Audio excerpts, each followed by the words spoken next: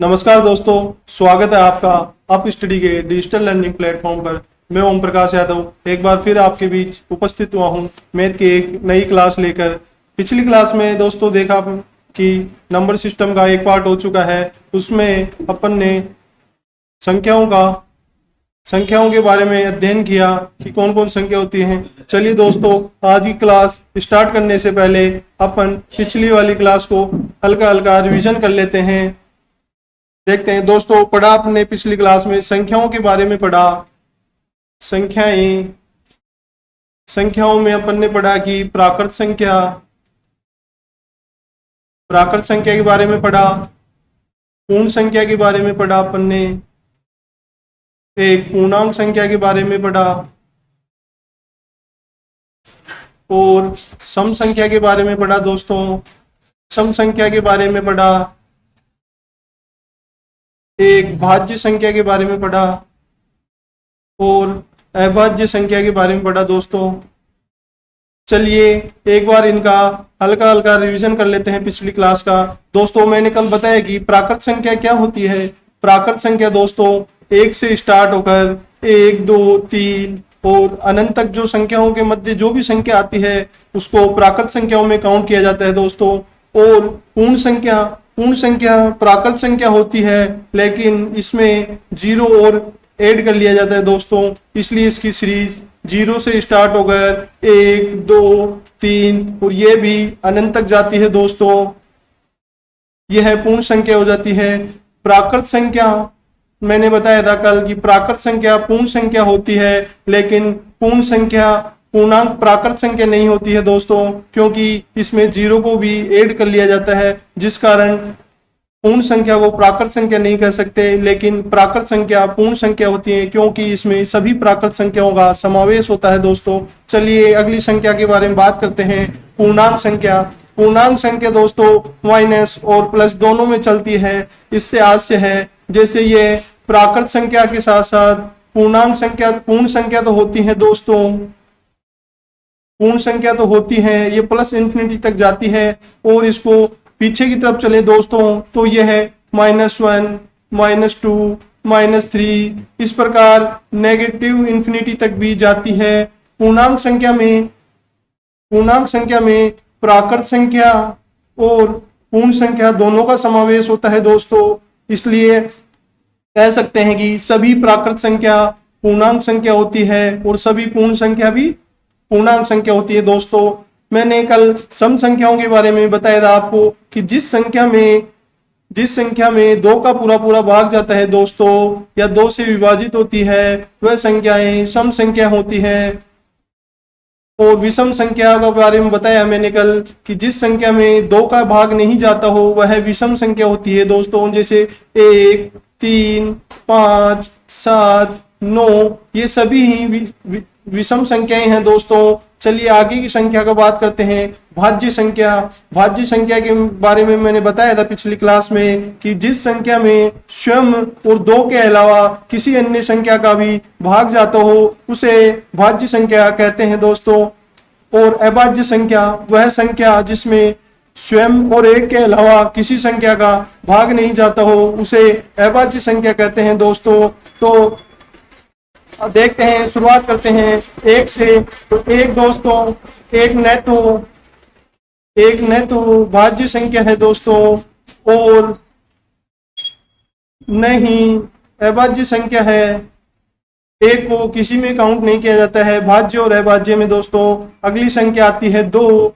तो 2 दोस्तों अभाज्य संख्या में काउंट की जाता है क्योंकि 2 में 1 और स्वयं का ही भाग जाता है दोस्तों, इसलिए इसको अभाज्य संख्या में काउंट करेंगे। और अगली संख्या देखते हैं दोस्तों 3 में भी दोस्तों देखते हैं कि 1 और स्वयं का ही भाग जाता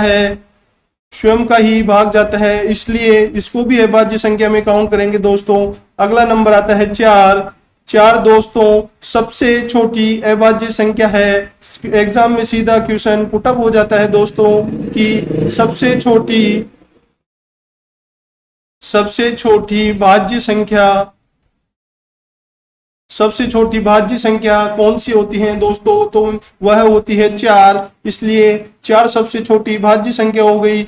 इस प्रकार अभाज्य संख्या में क्वेश्चन पूछा जाता है एक, अभाज्य संख्या में भी एक क्वेश्चन पूछा जाता है दोस्तों कि दो क्रमागत अभाज्य संख्या, दो क्रमागत अभाज्य संख्या कौन सी होती है?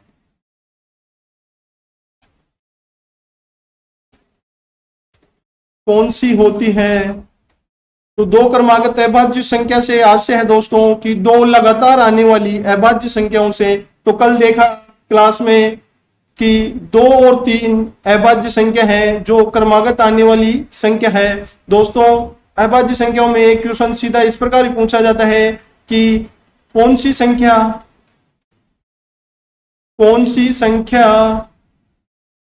सम अभाज्य संख्या है, सम अभाज्य संख्या होती है।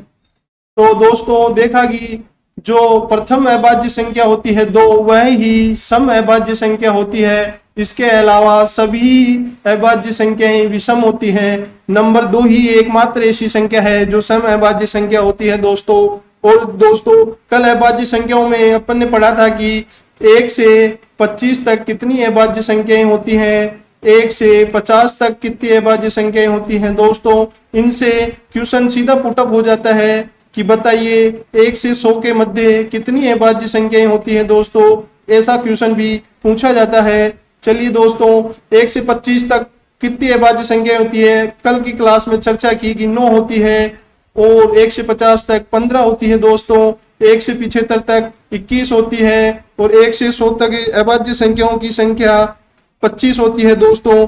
कल अपन ने इसके बारे में चर्चा कर लिया। चलिए दोस्तों आज इस क्लास को आगे बढ़ाते हैं और नंबर सिस्टम के आगे के टाइपों के बारे में अध्ययन करते हैं दोस्तों। चलिए आज अपन पढ़ने वाले हैं दोस्तों स्थानीय मान और जातीय मान के बारे में पढ़ेंगे दोस्तों। स्थानीय मान और जातीय मान, फेस वैल्यू।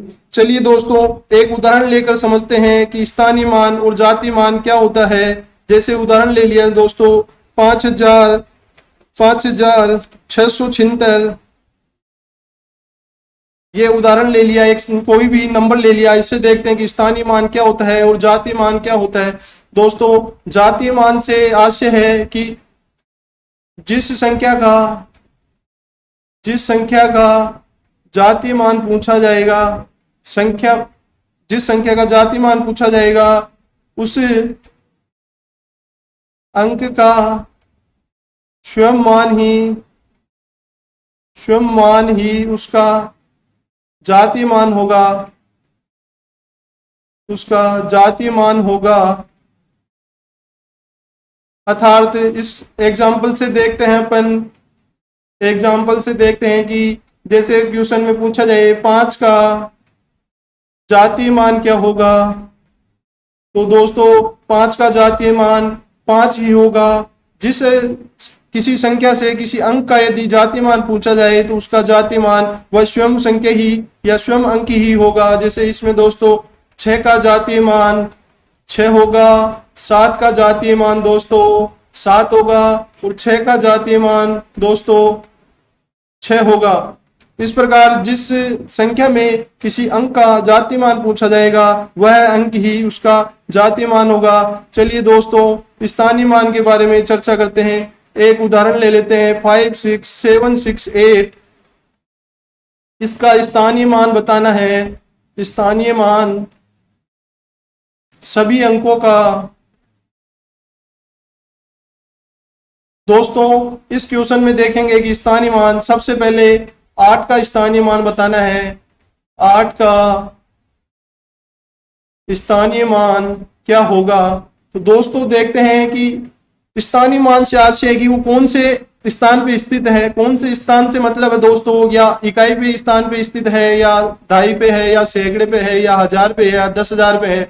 जिस स्थान पे होगा, जैसे इकाई के स्थान पे होगा तो उसको स्थानीय मान और जातीय मान एक ही होता है। जैसे दाई के स्थान पर होता है तो उसको 10 से गुणा कर दिया जाता है दोस्तों। और जैसे दाई पे होता है, दाई का मतलब होता है वो तीसरे स्थान पे होता है तो उसके 100 से गुना कर दिया जाता है दोस्तों। इस प्रकार इनका स्थानीय मान आता जाता है। जैसे 8 का स्थानीय मान दोस्तों 8 हो चुका। अब आगे बढ़ते हैं और 6 का स्थानीय मान, 6 का स्थानीय मान, अब ये दाई के स्थान पे स्थित है दोस्तों। दाई से इकाई, दाई दाई पे स्थित है ये, तो इसको 10 से गुना कर दिया जाएगा दोस्तों और इसका स्थानीय मान 60 हो जाएगा दोस्तों। इसी प्रकार 7 का स्थानीय मान, 7 का स्थानीय मान, 7 का स्थानीय मान दोस्तों 7 तो होगा ही। और देखेंगे कि 7 कौन से स्थान पे स्थित है, इकाई, दहाई, सैकड़े के स्थान पे स्थित है दोस्तों। तो इसको 2 जीरो से गुना कर दिया जाएगा अर्थात 100 से गुना कर दिया जाएगा और इसका स्थानीय मान 700 हो जाएगा दोस्तों। इसी प्रकार 5 का स्थानीय मान देख लेंगे दोस्तों। 5 का स्थानीय मान, 5 का स्थानीय मान, 5 को देखेंगे दोस्तों कौन से स्थान पे स्थित है, इकाई, दहाई, सैकड़ा, हजार, 10,000 पे स्थित है दोस्तों। तो इसके 4 जीरो अर्थात 4 जीरो लगा के गुना कर देंगे तो इसका स्थानीय मान 50,000 हो जाएगा दोस्तों। 50,000 हो जाएगा। इस प्रकार स्थानीय मान और जातीय मान बड़ी ही आसानी से कर सकते हैं दोस्तों। लेकिन इसमें एक दशमलव के बाद में भी स्थानीय मान पूछा जाता है वर्तमान कंपटीशन में। जैसे दोस्तों एक उदाहरण लेते हैं 563752। मैंने बताया दोस्तों कि जातीय मान होता है, जातीय मान तो समान ही होता है। जैसे किसी संख्या से किसी अंक का जातीय मान पूछा गया तो वह अंक ही उसका जातीय मान होता है। जैसे इसमें 2 का जातीय मान, 2 का जातीय मान दोस्तों 2 होगा। 5 का जातीय मान दोस्तों 5 होगा और 7 का जातीय मान दोस्तों 7 होगा। इस प्रकार जातीय मान तो समान ही होता है दोस्तों। अब देखेंगे दशमलव के बाद के अंकों का स्थानीय मान कैसे निकालते हैं। तो ये देखेंगे दोस्तों, ये 7 का स्थानीय मान क्या होगा, 7 का स्थानीय मान क्या होगा दोस्तों। इसमें देखेंगे कि यह दशमलव के बाद कितने अंक छोड़कर है तो 7 तो आएगा दोस्तों। और देखेंगे कि यह दशमलव के बाद एक अंक छोड़कर है तो इसमें एक अंक का भाग एक शून्य का भाग लग जाएगा अर्थात 10 का भाग लग जाएगा। तो 7 का स्थानीय मान दोस्तों 0.7 आ जाएगा, 0.7 आ जाएगा। इसी प्रकार अपन 5 का स्थानीय मान देखते हैं। 5 का स्थानीय मान, 5 का स्थानीय मान देखेंगे दोस्तों 5 तो आएगा ही। अब देखते हैं कि 5 दशमलव के बाद कौन से अंक पे है तो यह है दशमलव के बाद 1 और 2 अंक छोड़कर है तो इसमें दोस्तों 100 का भाग लग जाएगा और इसका स्थानीय मान 0.05 हो जाएगा। इसी प्रकार आगे के अंक 2 का स्थानीय मान देखेंगे दोस्तों। 2 का स्थानीय मान क्या होगा दोस्तों, इसमें 2 तो आएगा ही। और देखेंगे संख्या में कि 2 कहाँ स्थित है या कितने दशमलव के बाद 2 स्थित है दोस्तों। तो ये देखेंगे कि 1, 2 और 3 अंक छोड़कर है दोस्तों। तो इसके 3 जीरो से भाग लग जाएगा अर्थात 1000 से भाग लग जाएगा और इसका मान हो जाएगा 0.002। इसका स्थानीय मान आ जाएगा दोस्तों। दशमलव के बाद का स्थानीय मान देख लिया, दशमलव से पहले। चलिए दोस्तों अब देखते हैं कि 6 का स्थानीय मान क्या होगा। 6 का स्थानीय मान, स्थानीय मान तो दोस्तों पढ़ चुके कि 6 का स्थानीय मान क्या होगा। इसमें 6 का स्थानीय मान दोस्तों ये कितने अंक छोड़कर है, एक अंक छोड़कर है तो 1 जीरो लग जाएगी दोस्तों इसमें और इसका स्थानीय मान हो जाएगा 60 दोस्तों। चलिए दोस्तों आगे बढ़ते हैं। दोस्तों एग्जाम में एक प्रकार का क्वेश्चन और आता है। जैसे संख्या है 768 में 7 के स्थानीय मान, 7 के स्थानीय मान और 7 के जातिमान, सात के जातिमान में अंतर ज्ञात कीजिए। अंतर ज्ञात कीजिए दोस्तों। संख्या है 768, इसमें 7 का स्थानीय मान और 7 की जातीय मान में अंतर क्या होगा यह बताना है दोस्तों। ये बहुत ही आसान क्वेश्चन है दोस्तों। इसमें पढ़ चुके हैं अपन कि 7 का स्थानीय मान क्या होगा दोस्तों 700, और 7 का जातीय मान क्या होगा दोस्तों 7। तो इसमें अब माइनस करके लिख देंगे दोस्तों, तो ये आ जाएगा 396, 693 आंसर आ जाएगा दोस्तों। 693 इसका आंसर आ जाएगा दोस्तों। चलिए इसी प्रकार एक क्वेश्चन और करते हैं।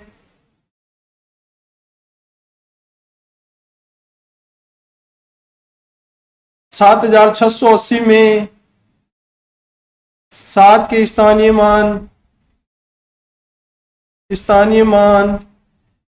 व 0 के स्थानीय मान में अंतर, स्थानीय मान में अंतर क्या होगा, अंतर क्या होगा देखते हैं दोस्तों। 7 का स्थानीय मान हो जाएगा 1 2 3, 7000 माइनस 0 का स्थानीय मान। 0 यदि किसी संख्या में किसी भी स्थान पे होगा तो उसका स्थानीय मान और जातीय मान हमेशा 0 ही होगा दोस्तों। इसलिए 7000 में से 0 घटा देंगे तो आंसर आ जाएगा दोस्तों 7000। चलिए दोस्तों स्थानीय मान और जातीय मान का अध्ययन विस्तार पूर्वक कर चुके हैं। तो चलिए दोस्तों अब एक नए टाइप की ओर बढ़ते हैं जो कि नंबर सिस्टम का बड़ा ही फेवरेट क्वेश्चन पूछे जाने वाला है। नया टाइप है दोस्तों यूनिट डिजिट। यूनिट डिजिट से आज से दोस्तों इकाई का अंक, इकाई का अंक दोस्तों एग्जाम में क्वेश्चन पूछा जाता है कि बहुत बड़ी संख्या लिख दी जाती है और उसमें पूछा जाता है कि बताइए इकाई का अंक क्या होगा, या पावर में आ जाती है और पूछा जाता है कि बताइए इकाई का अंक क्या होगा। चलिए दोस्तों इन क्वेश्चनों का अध्ययन करते हैं और देखते हैं कि किस प्रकार के क्वेश्चन एग्जाम में पूछे जाते हैं। दोस्तों देखते हैं पहला क्वेश्चन कि जैसे 25 प्लस 32 प्लस 33 ये संख्या दे दी और पूछा कि इसका इकाई का अंक क्या होगा दोस्तों। तो इसका इकाई का अंक अपन जोड़ के देख सकते हैं वैसे तो दोस्तों, लेकिन एग्जाम में ये तो अभी छोटा एग्जाम्पल है, धीरे धीरे बढ़ेंगे, इसका लेवल अप करेंगे और देखेंगे कि किस प्रकार के क्वेश्चन पूछे जाते हैं एग्जाम में। ये तो अभी इजी है इसलिए अपन जोड़ के भी बता सकते हैं दोस्तों कि 7, 5 और 2 होते हैं दोस्तों 7, और 7 और 3 10 आएंगे तो यहाँ इकाई का अंक दोस्तों 0 हो जाएगा। 0 ही यहाँ यूनिट डिजिट होगा या इकाई का अंक होगा दोस्तों। चलिए एक उदाहरण और लेते हैं और देखते हैं कि इसमें इकाई का अंक क्या होगा। जैसे संख्या ले ली 5698 माइनस 6985, तो इसमें इकाई का अंक क्या होगा दोस्तों। इसमें पूरी संख्या में से पूरी संख्या घटाने का मतलब नहीं है, इसमें अपन सीधे ही बता सकते हैं कि इकाई के अंक से इकाई का अंक घटाकर भी अपन यूनिट डिजिट ज्ञात कर सकते हैं। जैसे दोस्तों इसमें है इकाई का अंक 8 और इसमें है दोस्तों 5, तो 8 में से 5 घटाएंगे तो इकाई का अंक 3 बचेगा दोस्तों, और 3 ही इसका यूनिट डिजिट हो जाएगा। और चलिए आगे क्वेश्चन की ओर बढ़ते हैं और देखते हैं कि कौन सा क्वेश्चन होगा। एक और क्वेश्चन ले लेते हैं, रैंडमली कोई सा भी क्वेश्चन ले लेते हैं दोस्तों, और इनका एक बार नंबर सिस्टम पूरा होने के बाद अपन इनके प्रीवियस ईयर जो एसएससी में पूछे जाते हैं उनका एक बार 1 या 2 क्लास में जैसे जो भी क्वेश्चन आए हुए होंगे उनका 100-150 क्वेश्चनों का अपन अध्ययन कर लेंगे दोस्तों। चलिए चलते हैं आगे और एक क्वेश्चन करते हैं। इसमें इकाई का अंक क्या होगा दोस्तों। तो इकाई का अंक इसमें जब किसी संख्या के इकाई का अंक 5 हो और उसमें यदि गुणा में कोई भी सम संख्या हो दोस्तों तो उसका इकाई का अंक हमेशा जैसे इकाई का अंक 5 हो गया दोस्तों, और इसमें सम संख्या आ गई 242, इसमें इकाई का अंक 2 हो गया दोस्तों। तो शून्य दोस्तों मैं बताऊं कि शून्य कब बनता है, किसी भी संख्या में शून्य कब बनता है, जब यदि उसमें शून्य हो या इकाई का अंक 5 हो और उसके आगे की सीरीज में कोई भी सम संख्या हो। सम संख्या के बारे में मैंने आपको बता चुका हूं कि सम संख्या क्या होती है। जिस संख्या में 2 का पूरा पूरा भाग जाता है दोस्तों, वह सम संख्या होती है।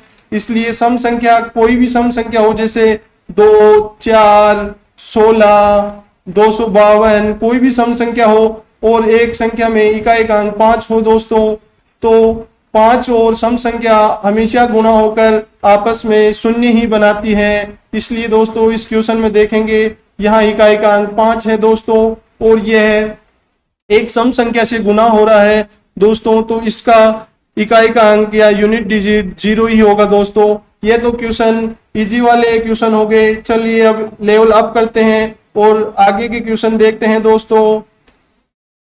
जैसे दोस्तों एक क्वेश्चन सीरीज में पूछा जाता है एग्जाम में, जैसे 91 गुणा 92 गुणा 93 गुणा डैश डैश डैश डैश, ये 99 तक जा रहा है दोस्तों, तो इसका इकाई का अंक क्या होगा, इकाई का अंक क्या होगा। चलिए दोस्तों इस प्रकार क्वेश्चन बहुत पूछे जाते हैं, इनका अध्ययन करते हैं, देखते हैं कि यह 91 से स्टार्ट होकर 99 तक संख्याओं का गुना हो रहा है। अपन इसको वैसे गुना करने बैठ गए तो फिर एग्जाम तो होली अपन से, इसलिए इसको एक शॉर्ट ट्रिक से सोल्व करते हैं दोस्तों, शॉर्ट ट्रिक से सोल्व करते हैं। अभी मैंने आपको बताया कि जब कोई भी किसी संख्या का इकाई का अंक 5 हो और वह किसी सम संख्या से गुना हो रही हो तो उसका इकाई का अंक हमेशा शून्य आता है दोस्तों। तो इस सीरीज के अंदर सम संख्या तो बहुत सी हैं, जैसे 92 हो गई, 94 हो गई, 96 हो गई, 98 हो गई, ये सभी सम संख्याएं हैं। और इसमें एक संख्या ऐसी भी आएगी मध्य में जिसका इकाई का अंक 5 होगा दोस्तों, जो होगी 95।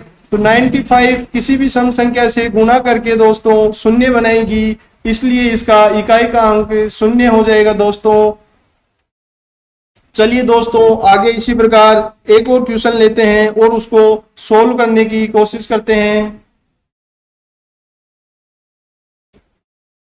जैसे दोस्तों ये संख्या ले ली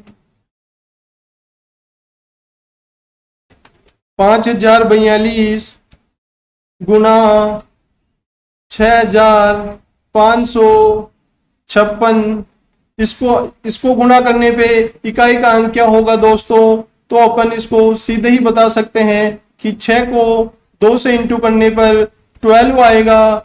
12 आने पर 2 तो इकाई के स्थान पर रह जाएगा दोस्तों, और इकाई का स्थान ही बताना था कि इसका इकाई का अंक कौन सा होगा। तो इसका इकाई का अंक या यूनिट डिजिट दोस्तों 2 हो जाएगा। चलिए दोस्तों अगला क्वेश्चन की तरफ चलते हैं और देखते हैं दोस्तों। वर्तमान में एसएससी द्वारा यह क्वेश्चन बहुत ही ज्यादा पूछा जाता है, जिसकी चर्चा करते हैं। जैसे कोई संख्या दे दी जाती है और उसके पावर में बहुत बड़ी घात लगा दी जाती है और पूछा जाता है कि इसका इकाई का अंक क्या होगा। चलिए दोस्तों इस प्रकार के क्वेश्चन को सोल्व करना सीखते हैं। जैसे दोस्तों कोई संख्या ले ली 456, इसके पावर में है दोस्तों 4 0 4 1, इसका इकाई का अंक क्या होगा, इकाई का अंक क्या होगा। दोस्तों मैं बता दूं कि इस प्रकार के क्वेश्चन को सोल्व करने से पहले अपन को कुछ बातें याद होनी चाहिए दोस्तों, या एक ट्रिक देखते हैं कि किस प्रकार इसको सोल्व कर सकते हैं। जैसे पावर में इतनी बड़ी संख्या दे दी जाए तो किस प्रकार इसको कुछ सेकंड में ही सोल्व कर सके। देखते हैं दोस्तों, जब भी इस प्रकार क्वेश्चन आ जाए तो उसके लास्ट के 2 डिजिट में, पावर के लास्ट के 2 डिजिट में हमेशा 4 का भाग दिया जाता है। 4 का भाग देने पर जो रिमाइंडर बचता है, रिमाइंडर या शेषफल, जो भी शेषफल बचता है, जैसे 41 में 4 का भाग लगने पर दोस्तों एक शेष बचा, तो यह एक शेष इस संख्या के आधार में, आधार के ऊपर पावर में आ जाएगा दोस्तों। जैसे 6 की पावर 1 हो गई दोस्तों, 6 हो गया, तो इसका इकाई का अंक भी 6 ही होगा, 6 ही इकाई का अंक होगा इसका। दोस्तों इस प्रकार के क्वेश्चन को सोल्व करने से पहले अब दो चीजें और याद होनी चाहिए कि यदि अभी तो जैसे ये 41 है, इसमें तो रिमाइंडर बच रहा है। यदि इस प्रकार की संख्या आ जाए जिसमें 4 का पूरा पूरा भाग चला जाए तो उसमें क्या करेंगे दोस्तों। जैसे अभी इसमें 4 0 होता दोस्तों, तो क्या करते, तब इसके लास्ट के 2 अंकों में 4 का भाग देते और रिमाइंडर 0 बचता। रिमाइंडर 0 बचने के कारण इसकी संख्या के आधार में, आधार के ऊपर हमेशा 4 पावर लगा दी जाती है। ये 4 पावर कब लगाई जाएगी दोस्तों, जब घात में अंतिम 2 अंकों में 4 का पूरा पूरा भाग चला जाएगा दोस्तों, तभी इस संख्या के आधार के घात में 4 लगाया जाएगा दोस्तों, अन्यथा नहीं लगाया जाएगा। दोस्तों इस प्रकार के क्वेश्चन में एक मुख्य बात, और इसको जल्दी आसानी से करने के लिए एक मुख्य बात और है कि यदि किसी संख्या का इकाई का अंक 0 1 5 6 होगा। चलिए दोस्तों यहां लिखते हैं कि नोट क्या था। यदि किसी संख्या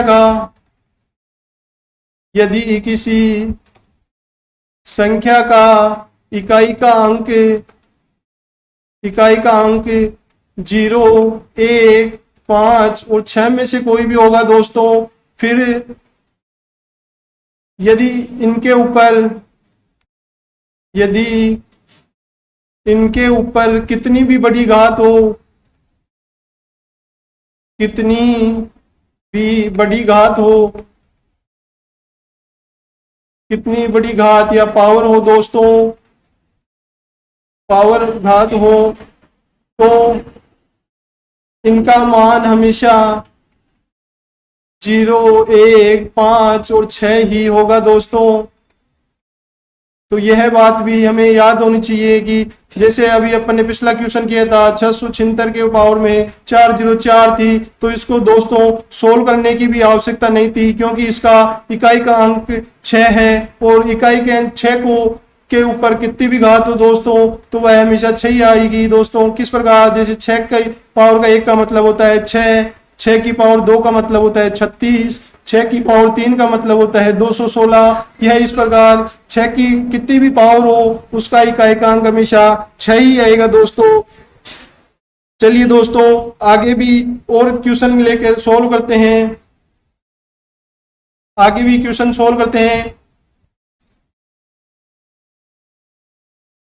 क्वेश्चन लेते हैं दोस्तों। जैसे 5042 के पावर में है दोस्तों 3047, 5042 क्वेश्चन है, 5042 के पावर में 3047 है और इसका इकाई का अंक क्या होगा, इसका इकाई का अंक क्या होगा, इकाई का अंक क्या होगा दोस्तों मैंने इस प्रकार क्वेश्चन को सोल्व करने के लिए मुख्य 3 बातें बताई। मैं एक बार फिर से रिपीट कर देना चाहता हूं आपके मध्य कि किसी भी कैंडिडेट का ये क्वेश्चन गलत नहीं हो, क्योंकि यह क्वेश्चन एसएससी में हूबहू इसी प्रकार पूछे जाते हैं। चलिए दोस्तों मैंने पहली मुख्य बात बताई कि यदि इकाई का अंक पूछा जाए जो भी पावर वाले क्वेश्चन में, तो उसकी पावर में अंतिम दो अंकों में 4 का भाग दिया जाता है, 4 का भाग दिया जाता है और जो शेष बचता है उसको आधार संख्या के इकाई के अंक, आधार संख्या से मतलब है दोस्तों इस संख्या से 5042 से आज से आधार संख्या से, और आधार संख्या का इकाई का मतलब है दोस्तों ये आधार संख्या हो गई, तो इसका इकाई का अंक दोस्तों 2 है और 2 की पावर के रूप में लिखेंगे कि जैसे 47 में 4 का भाग जाएगा दोस्तों 4 4 1 पे जाएगा और 3 शेष बच जाएगा दोस्तों, तो यह 3 है ना 2 की पावर में आ जाएगा दोस्तों, और 2 की पावर 3 8 होती है। इस प्रकार इस क्वेश्चन का यूनिट डिजिट दोस्तों 8 हो गया, यूनिट डिजिट 8 हो गया इसका। और मैंने एक बात और भी बताई अभी कि यदि पावर के अंतिम 2 अंकों में